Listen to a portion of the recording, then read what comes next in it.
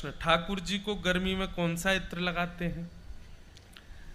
ठाकुर जी को या तो गुलाब का या मोंगरा का या सबसे सुंदर है खस का।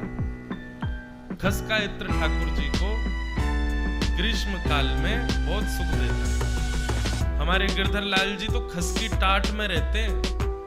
गर्मियों का जब समय आएगा तो एक कुटिया बनानी पड़ती है खस की, उसको गीला कर दो कुटिया को, और महाराज ठाकुर जी को बिठा दो, पंखा बंद कर दो, कूलर बंद कर दो, इतनी ठंड रहती है उसके भीतर, उसमें लाल जी विराजते हैं सुख से। तो खस का इत्र ठाकुर जी को बहुत प्रिय है। खस का हो गया, मोंगरा का, जिनकी तासील ठंडी है, ऐसे इत्र ठाकुर जी को लगाने। जैसे कि हिना का इत्र नहीं लगाना, गर्म होता है। कस्तूरी का इत्र नहीं लगाना, वो भी गर्म होता है। केसर भी गर्म तो होता है, पर कई जगह लगाते हैं, पर केसर भी गर्म है। तो जो शीत प्रदान करें ठाकुर जी को, चंदन हो गया, मोंगरा हो गया, खस का इत्र हो गया, ये ठाकुर जी को अर्पित करने चाहिए। और एक और बात सुनो, ग्रीष्म ऋतु में ठाकुर जी को वस्त्र हल्के पहनाओ, ज्यादा भारी भरकम कपड़े नहीं। जैसे घर के बच्चे शॉर्ट्स पहन के घूमते हैं, ऐसे ही शॉर्ट्स तो मत पहनाना, पर हाँ थोड़े हल्के वस्त्र। ज्यादा जड़ाऊ, ज्यादा कढ़ाई वाले, ज्यादा भारी वस्त्र तो ठाकुर जी को ग्रीष्म में नहीं पहनाने चाहिए। अपनी जैसे हम लोग रहते हैं गर्मियों में सूती पहनते हैं, सरल पहनते हैं, वैसे ठाकुर जी की सेवा में भी भाव रखो।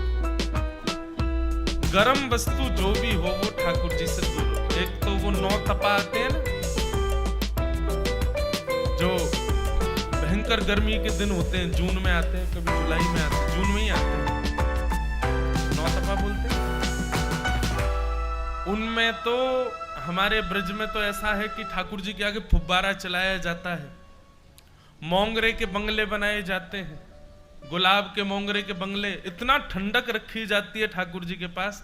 क्यों? क्योंकि हमारी आपके भाव से ठाकुर जी हमारे घर में विराज रहे हैं, लेकिन ठाकुर जी के भाव से ठाकुर जी वन में हैं, ठाकुर जी गैया चरा रहे हैं, वहां धूप पड़ रही है, इसलिए हर प्रकार से ठाकुर जी की योग्यता का भाव रखें। और 9 तपाओं में ऐसा भी होता है कि सूती वस्त्रों को चंदन के जल में भिगो दो, और भिगोने के बाद वो जब ठंडा हो जाए, सूख जाए, तब ठाकुर जी को धारण कराओ।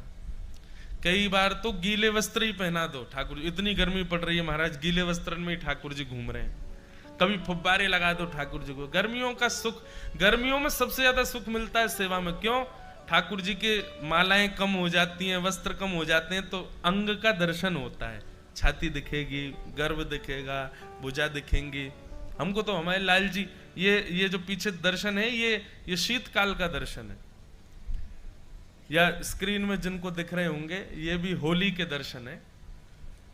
अक्षय तृतीया से ठाकुर जी के वस्त्र हल्के हो जाएंगे, और फिर ठाकुर जी बढ़िया कम वस्त्र पहनेंगे। तो इत्र जो है ये इस प्रकार, जिनकी तासील ठंडी होती है, ऐसे इत्र धारण कराओ। दूसरा प्रश्न है, अष्टछाप के कवि और अन्य भक्तों के बारे में सुना है कि गृहस्थी में रहकर वह उनके भाव कितने पुष्ट थे। महाराज जी, हमारे भाव कैसे पुष्ट होंगे? देखो, गृहस्थी में रहकर के ये विषय क्यों जोड़ा? क्या गृहस्थी को आप उचित नहीं मानते? गृहस्थी को उचित नहीं मानते तभी तो ये लिखा है, ऐसा नहीं है। ठाकुर जी सबसे ज्यादा प्रसन्न होते हैं गृहस्थों से, क्योंकि गृहस्थों को अपने जीवन का निर्वहन भी करना है और उससे समय निकाल के ठाकुर जी को भी भजना है। तो गृहस्थी में रहते हुए भगवत सेवा, इसमें अब 2 प्रकार हो गए हैं कि आजकल क्या होता है कि सब नहीं है भक्त, आप अकेले भक्त हो तो क्या करें। तो अंतर्निष्ठ भक्ति का एक प्रावधान है। अंतर्निष्ठ भक्ति कहते हैं कि ज्यादा प्रकट मत करो सबके आगे, अपने मनोभाव से सेवा करते रहो। या तो बन जाओ मीराबाई की तरह, फिर ताने सुनने की भी सामर्थ्य रखना, सबसे लड़ने की भी सामर्थ्य रखना, सबके बुरे बनने की भी सामर्थ्य रखना, और ये नहीं है सामर्थ्य ज्यादा ताने वाने सुनने की, तो अंतर्निष्ठ हो जाओ।